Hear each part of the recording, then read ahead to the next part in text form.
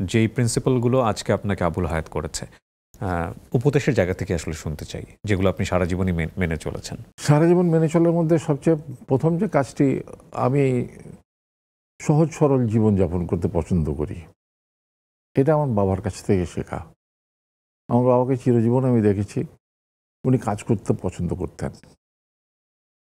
উনি কখনো বসে থাকতে আমি ওনাকে দেখিনি। ওই রবিবার আসলেই ওনার ওই হয় স্কুল, না হয় ইউনিভার্সিটি, ওই কি বলে ওটাকে, ক্লাব, আর না হয় বসদের নিয়ে চলে গেলে মাছ ধরতে, না হয় বন্দুক নিয়ে হরিণ শিকারে গেলেন সুন্দরবনে, কিংবা শাহজালাল পাহাড়ে চট্টগ্রামে। আবার দিনের পর দিন একটা দিন ছুটির দিন বাড়িতে থাকতেন না। এটা নিয়ে মায়ের সাথে প্রচুর খেঁচাখেচি আমরা দেখেছি। তো সেই জীবনটা আমারও প্রায় অনেকটা ওই রকমই হয়েছিল, যে কিছু না হয় নাটক, না হয় অফিস, নেই বাসা। আমার কিন্তু অন্য কিচ্ছু নাই জীবনে। এখন যেমন নাটক আর বাসা ছাড়া কিচ্ছু নেই। আমার কিন্তু জীবনে কোনো ক্লাব নেই। আমি জীবনে কোনো ক্লাবের মেম্বার হইনি আজ পর্যন্ত। ভেরি রিসেন্টলি বুয়েট ক্লাব একটা ক্লাব হয়েছে, যেখানে আমাকে অনেক রিকোয়েস্ট করা হয়েছিল, এবং আমি দেখলাম একটা নতুন বুয়েট ইঞ্জিনিয়ারদের জন্য একটা ক্লাব। আমি জাস্ট একটা মেম্বার হয়েছি, কিন্তু আমি ক্লাবে যাই না, ভেরি রেয়ার। তো ক্লাব জীবন নাই আমার, আমার আড্ডা নাই, এটা আমার জীবনে নাই। কিন্তু আমরা তো জানি শিল্পীদের জন্য আড্ডা নাকি এক ধরনের মনের খোরাক, এক ধরনের ইঞ্জিন ফুয়েল। না, আমার আড্ডা হলো মেকআপ রুমের আড্ডা। ওকে। যখন মেকআপ রুমে যাই, আমরা শিখেছি আমাদের সিনিয়র আর্টিস্টদের কাছ থেকে, ওইখানে বসে যে আড্ডাটা হয়, সেটা হলো একটা শিক্ষার আলোয়। ওখানে বসে যে আড্ডাটা হয়, আমাদের মেন্টর যারা, আমরা মেন্টর মানি যাদেরকে, যেমন আমি নাম বলতে পারি, গোলাম মুস্তাফা, সৈয়দ হাসান ইমাম, মাসুদ আলী খান, সিরাজুল ইসলাম, তারপরে আমাদের খয়ের ভাই আবুল খায়ের, দিস পিপল, এদের সাথে কাজ করার সৌভাগ্য হয়েছে। ওনাদের সাথে যখন মেকআপ রুমে বসতাম, মানে আমরা নিজেকে ঋদ্ধ করতাম প্রতিটা মুহূর্ত।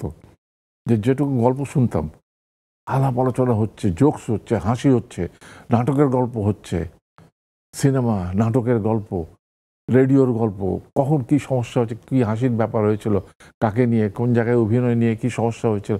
আর আমরা যখন কোনো একটা সমস্যায় পড়তাম, যে অভিনয় করতে গেলাম, হঠাৎ করে কোনো একটা ইনফরমেশন নিয়ে ঝামেলা হচ্ছে, আরে এটা তো ঠিক হলো কিনা, লেখাটা ভুল আছে কি শুদ্ধ আছে, কার কাছ থেকে শুনবো? এই মোস্তফা ভাইকে ফোন করো, না হাসান ভাইকে ফোন করো।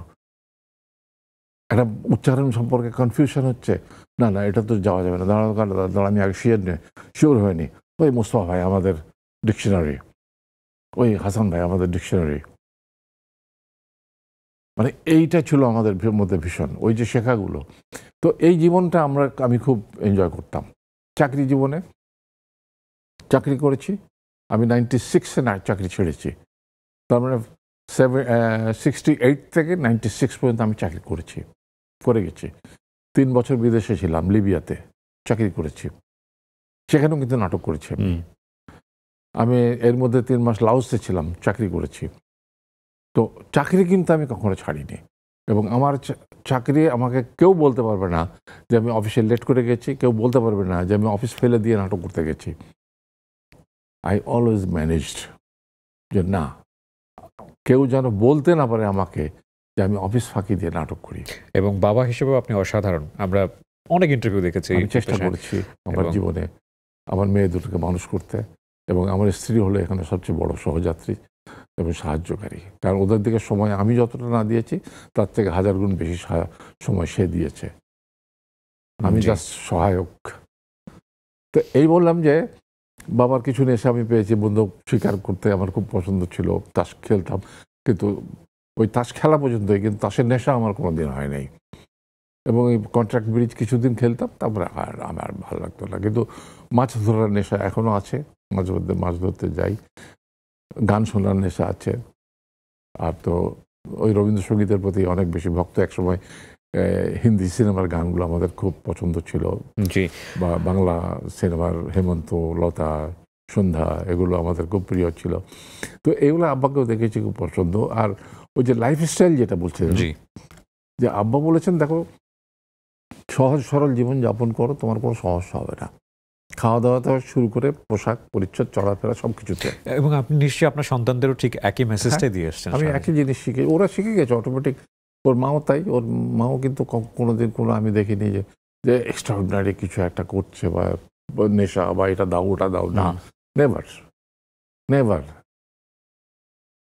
তা আব্বা বলতেন ওই জন্য যে দেখো, এই একটা কথাই আব্বা আমাকে বলতেন, জীবনে কোনো স্বপ্ন দেখাননি আমাকে, কিন্তু বলেছেন যে আশাটা করবে ছোট ছোট, তোমার চাওয়াটা হবে ছোট ছোট, তাহলে তুমি কোনোদিন হতাশ হবে না।